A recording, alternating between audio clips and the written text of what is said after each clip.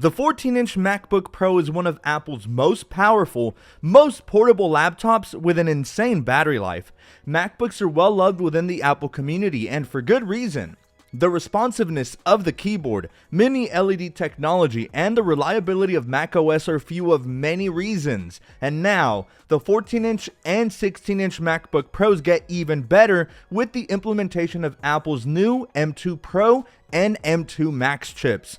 Sure, this may just be an incremental upgrade, but there's no denying the M2 Pro and Max chips are absolute monsters. It should be noted early on that these new M2 MacBook Pros are not meant for individuals who already have an existing M1 Pro or M1 Max MacBook. You'll only be seeing a marginal boost to speed and productivity, but there are a few other improvements to these computers that make them fantastic choices for anyone looking to buy a MacBook for the first time ever, or for those individuals coming from much older laptops. I'm talking non-Apple laptops or MacBooks with an Intel chip.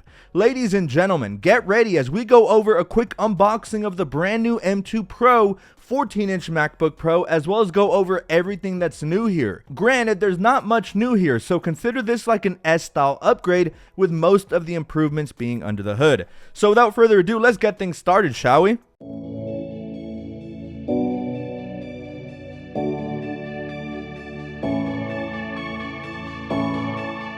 Alrighty, so what do we have here? As usual, we have our iconic white Apple box that houses and protects our shiny brand new M2 Pro MacBook inside.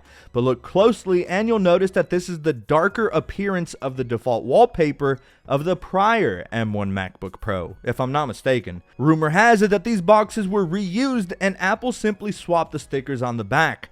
Not that it matters all too much, but just something interesting to note. So anyway, all around our sides we feature color-matched MacBook Pro branding along with color-matched Apple logos. And as usual, on the back we get an indication as to the contents of our box, as well as our configuration options, which in this case is the base 14-inch M2 Pro that starts at $19.99 here in the States. There's no more protective plastic found on the outside of MacBook boxes, and instead we feature these two green pull tabs. So let's remove those, and first thing you'll see is your brand new MacBook Pro shrouded in this frosted plastic.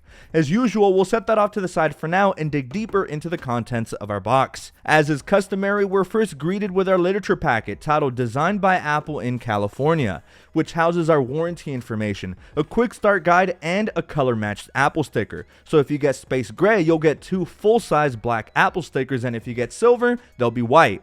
Additionally, we find our 67-watt power adapter, and I believe for the first time on the MacBook line, we get a color-matched USB-C to MagSafe adapter used to charge and sync up your laptop. I think this is a really nice touch and goes to show just how much Apple pays attention to detail. So alright, that's all we get in the box, so now let's head back to our star of the show. Simply remove the frosted plastic, open up the laptop lid, and you'll notice a thin film protecting the display, and as soon as you open up the MacBook, it'll automatically start up and it'll be ready for setup. So alright, I do have to put a small disclaimer in this video. If you're the type that's into synthetic benchmarks, I actually made a dedicated head-to-head performance comparison video to a similarly spec'd M1 Pro 14-inch MacBook Pro. So if you want to see the raw differences between the M1 Pro and the M2 Pro head-to-head, I highly recommend you click the card at the top right, and I will also include the link down in the video description below. But for this video, I more or less want to go over everything that's new and what my medium-term thoughts are on the new M2 Pro 14-inch MacBooks. Well, to begin, it's completely identical on the exterior to the prior M1 MacBook Pro. Same sizes, same dimensions, and same color options.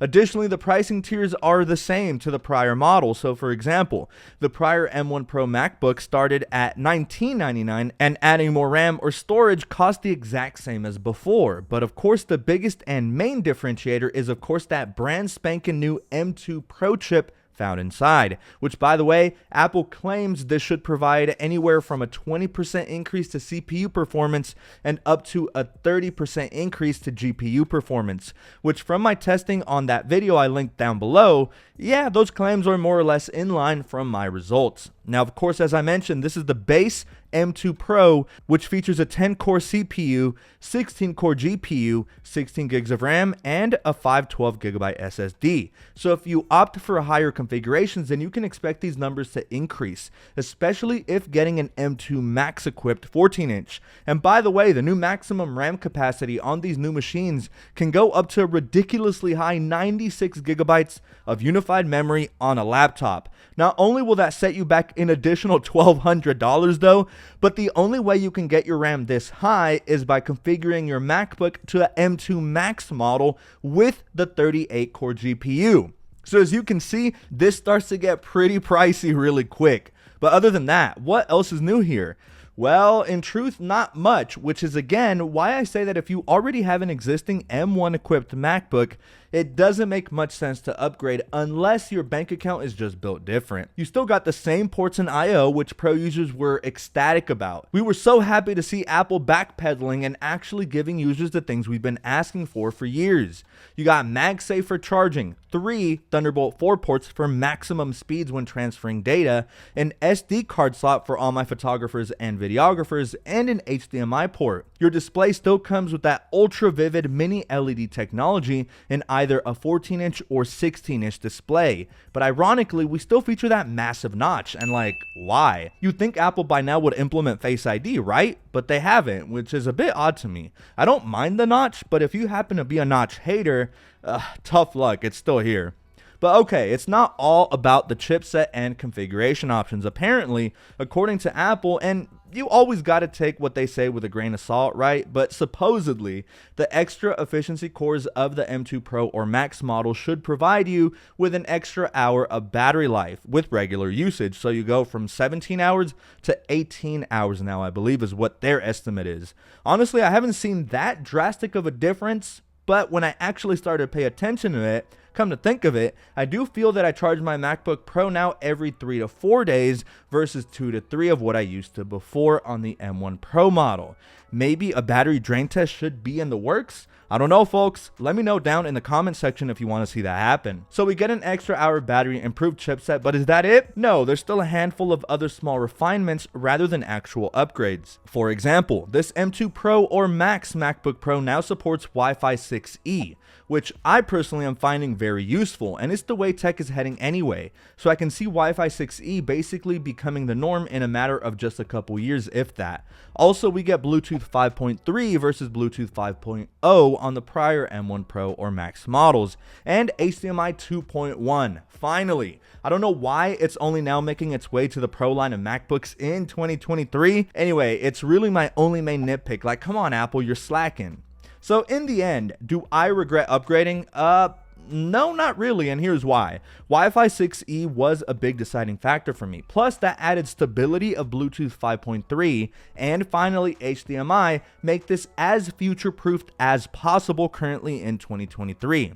Now, these of course are only baby upgrades, I know, but they do provide a decent dose of quality of life improvements with the addition of the incremental S upgrade of the chipset found inside. Again, a 20 to 30% improvement overall doesn't sound like a lot, and if it's not a lot for you, then that proves you're good with your M1 Pro model. Realistically, nobody with an M1 MacBook, in my opinion, should be upgrading. I know I've said that a couple times already, but these laptops cost a mini fortune, and I see them as more of an investment as you need to be wise and well informed before purchasing or upgrading.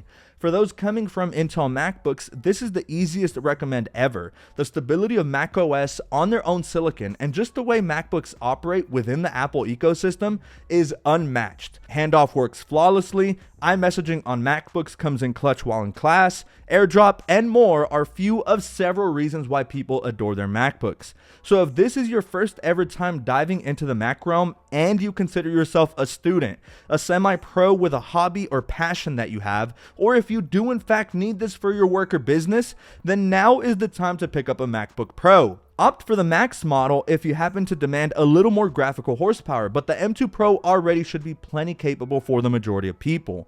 And now with a maximum memory option of 96 gigabytes of RAM, holy cow, that's just a ton of power for a laptop. but I do want to hear you guys' thoughts. Follow me or tweet at me if you're having trouble or need advice on which MacBook to purchase. So far, I've had about a month with the new M2 Pro MacBook Pro 14-inch, and I've never looked back. Everything is just as smooth as before, but now with more power under the hood, it saves me precious minutes that allow me to go from my work to bring you all new content consistently, and then switching to my schoolwork, and then switch to chart patterns for the stock market, and so on. I can't say enough good things about this machine. I'm sure Mac owners are with me when I say MacBooks are some of our most personal devices. But as always, guys, I want to hear what you guys' thoughts are down below. Are you the type to upgrade regularly to have the latest and greatest, or do you prefer to treat your purchase as an investment and stick with it for 4, 5, 6 years plus? Let me know down below, and again, to get a more comprehensive idea of how the M2 Pro stacks compared to the M1 Pro in synthetic benchmarks, remember to check the video description for the link to my performance test video.